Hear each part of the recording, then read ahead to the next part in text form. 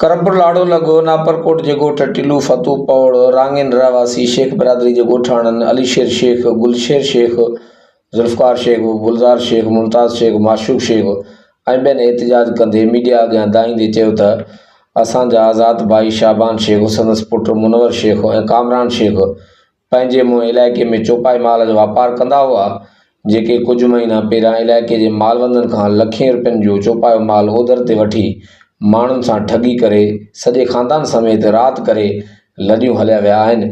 उन्हनि चयो त इलाइक़े जा माण्हू बिला वजह असांखे शाबान शेख जे कर्ज़ एवज़ तंग कनि था, जेको अमल ग़ैर मुहज़्ज़ब, ग़ैर शरई ऐं ग़ैर क़ानूनी आहे। उन्हनि चयो त शाबान शेख संदसि ख़ानदान ऐं उनजी ॾेती लेतीअ सां असांजो अॻु न तालुको न हाणी आहे, न ई उन जे वापार में असां कंहिंजा ज़ामिन आहियूं। माण्हू असांजे घरनि में अची असांखे हिरासा कनि था।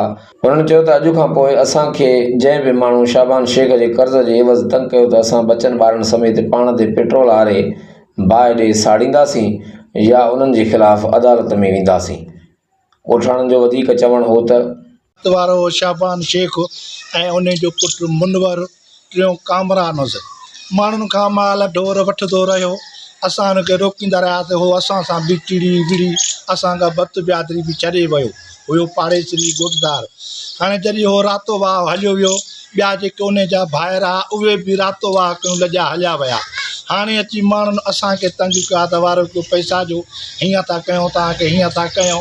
टियों ॾींहुं बि 5-8 मर्द 2 ज़ाइफ़ां वठी असांजे घर में ॿारनि सां तिखा मिठा थी ॾाढो तंग थी विया आहिनि। सो असां ॾाढा मजबूर आहियूं। असांजे लाइ जेको आहे सो हुकूमत खे अर्ज़ु कयो वञे थो त बाबा महिरबानी करे असांजो दादु करनि, असांजो को हक़ सच ते ऐं असांजी ॻाल्हि ॿुधनि। असांजो उन सां को बि वजह वास्तो न आहे।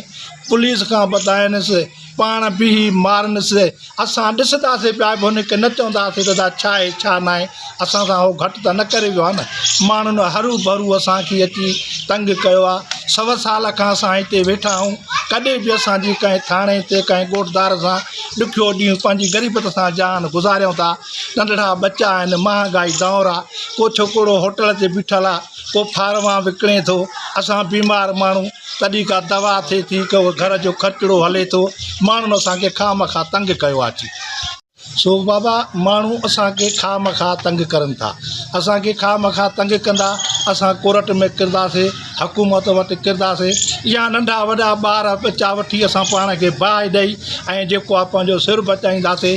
असांखे ॾाढो माण्हुनि हिते वेही तंग कयो आहे। असां पंहिंजे घर में बि न रही सघूं था, न वेही सघूं था। असां घर वेठा आहियूं त माण्हू घिटियुनि में 20-20 माण्हू बीठा आहिनि था। अॻु माण्हू उहे काॾे विया जेके माल ढोर ॾींदा।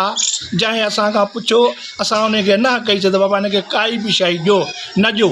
पर रही ॻाल्हि जे हे न मुड़िया त उन्हनि खे असां छा था करे सघूं। हाणे असांखे ख़ाली पीली अची उन्हनि तंग कयो आहे। सुठो आहे असांजो त असांजो दादु करनि हुकूमत, असां सां भलाई करे। असां कोर्ट में बि किरंदासीं। अदा असांजी हद जो थाणो नापरकोट आहे, उते बि ॿारहें बचे क़ुर खणी वञी किरंदासीं। त असां ग़रीब माण्हू वञूं काॾे। असां शेख साहिबनि ग़रीबनि जो रहिस आहे। मुक़दम माण्हुनि जा 3 ते घुमनि था, वीकनि ते घुमनि था। असां ग़रीब वीचारो होटलड़ो हलाए हर को बच्चा पाले थो। उन जे लाइ बि ज़ोर आहे माण्हुनि जो त बाबा असांखे पैसा भरे ॾियो, हीअं कयो। सही ग़रीब माण्हू असां बच्चा पालियूं या कर्ज़ भरियूं। इंसाफ़ थियो वञे, असांजो जेको आहे हक़ थिए। असांजा ज़ुल्म माण्हू खामखा करनि था। असां ग़रीब आहियूं, असां सां हक़ थियो वञे। असांजे SP साहिब खे बि अर्ज़ु आहे, सूबेदार साहिब खे बि अर्ज़ु आहे, असां सां इंसाफ़ थियो वञे।